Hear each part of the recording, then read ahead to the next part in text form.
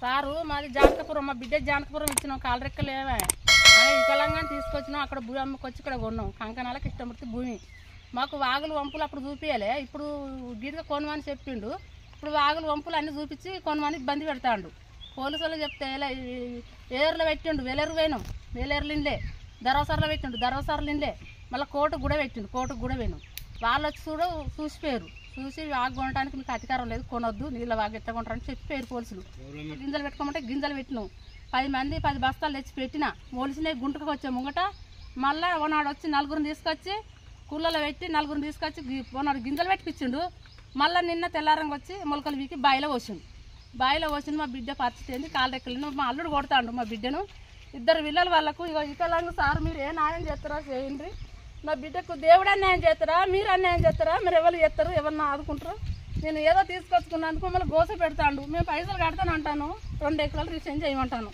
మాకు ఉట్టి వాగు చూపుతాను, పక్క పంటి తన భూమి ఉన్నది అది ఇవ్వమంటాను. ఆ 8 గుంటలు ఇస్తే మేము రిజిస్ట్రేషన్ చేస్తాం, రిజిస్ట్రేషన్ చేయమంటాను. మేము పైసలు కడతాను అంటాను. ఎవరు చెప్పిన పెద్ద మనుషులు చెప్పి కూడా ఇంటలేడు, ఎవరికి ఇంటలేడు. మీరేం కోరుకుంటారు ఇప్పుడు? మాకు 2 ఎకరాల భూమి రిజిస్ట్రేషన్ చేయాలి అని డబ్బులు కడతాం మేము అన్న ప్రకారంగానే. మీద పై బాట ఇస్తానన్నాడు, ఆ బాట కూడా బంద్ చేసి వాగులో బిర్జి పోసిండు, అది కూలిపోయింది. దానికి కూడా పోతే ఏ బాట అని సప్లైకి పైసలు కడతానంటాను. మేము పైసలు కడతానంటాను, ఆయన మాకు రిజిస్ట్రేషన్ చేయాలి 2 ఎకరాలు. మేము గింజలు పెట్టేటప్పుడు ఏమైనా పెట్టినాక ఏమైనా వచ్చి చూసిపోయిండు, తిరిగిపోయిండు. మళ్ళీ గింజలు మూనాడు 4గురిని తీసుకొచ్చి గింజలు పెట్టిండు. మేము సప్లైకి నవ్వుకున్నాం. మళ్ళీ నిన్న వచ్చి పత్తి మొరకలు వీకేసి మళ్ళీ పెట్టిండు సార్. మళ్ళీ కందులు పెట్టిండు. భూమి పైసలు కడతానన్నాం సార్. ఒక 10 లక్షలు అయితే ఆగినాయి. మేము కడతానన్నాం. వాగు చూపించండి సార్, 8 గుంటలు వాగు పెడతాడు, 2 ఎకరాల 8 గుంటలు అని చెప్తాడు. ఇప్పుడు వాళ్ళ మీదికి అతను ఉన్నది అది ఇవ్వంటాను, అది ఇవ్వంటాను. ఇటు కంకణాల కృష్ణమూర్తి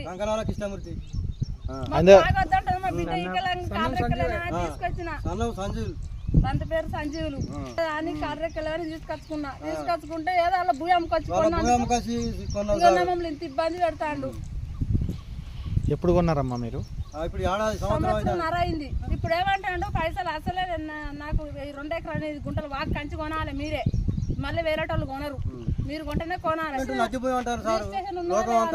ఊళ్ళో మొత్తం అంటారు తాడి చెట్ల కాడికి చూపించండి మాకు ఫస్ట్ ఇది.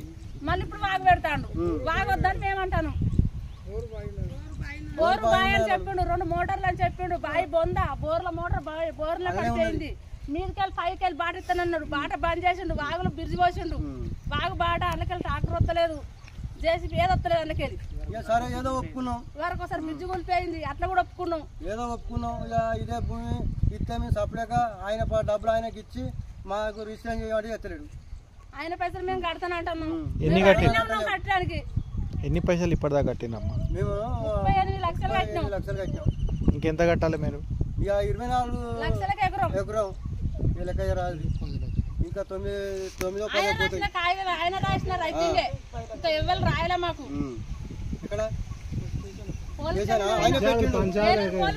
సారు అందులో పోతే అందులో వాళ్ళు తిట్టిండు.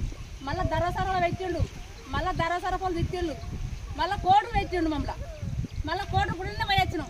ఇంక్వైరీ చేసుకోపోయారు సార్. వేరే వాళ్ళు వచ్చి ఇంక్వైరీ చేసుకోపోయారు. మేడం చెప్తుండే ఎవరు చెప్పినా ఇంటలేడు, ఊరోళ్ళు చెప్పినా ఎవరు చెప్పినా ఇంటలేడు. మేము ఎవరు చెప్పినా వింటాం, మేము కోర్టులో చెప్పినా వింటాం, మేము పోలీసులు చెప్పినా వింటాం. సరే, ఇప్పుడు మీరు ఏం కోరుకుంటారమ్మా? మాకు 2 ఎకరా కాలు రిజిస్ట్రేషన్ చేయాలి, ఆయన డబ్బులు అన్న కడతాం అంతే. 2 ఎకరా కంటే ఎక్కువ మేము తీసుకోం. 2 ఎకరాల కాలు రిజిస్ట్రేషన్ చేయాలి, ఆయన డబ్బులు ఆయన కడతాం. సారు మాది జానకపూర్ ఊరు. మేము అక్కడ భూమి అమ్ముకొచ్చి పీసర్లో ఉన్నాం. నాకు నేను వికలాంగురాలు, నాకు పింఛన్ వస్తుంది. నా భూమి అంటే నమ్మినా. మేము బాగా కోల్చిచ్చుడు ఎంత కథ అంటే నమ్మలేదు. మమ్మల్ని మోసం చేసి అది చేసిండు. నీ కాళ్ళెక్కలు లేనిదాన్ని నన్ను ఆగమగం చేసి ఇవన్నీ చేసి ఇట్లా చేసిండు సార్. పత్తి గింజలు పెడితే పత్తి గింజలు విగేసి కందులు పెట్టి పత్తి గింజలు కూలలో పెట్టి విగేసిండు సారు. పత్తి గింజలు పెట్టిన తర్వాత కూలలో పెట్టి వీకేసిండు సారు. వీకేసి ఇప్పుడు నన్ను ఎట్లా చేస్తారు ఏం చేస్తారు అని ఇప్పుడు ఆగం చేసి 10 గింజలు పత్తి గింజలు అన్ని కృష్ణమూర్తి దగ్గరే కొన్నాం సారు. కొంటే వీకేసి పోయిండు సారు.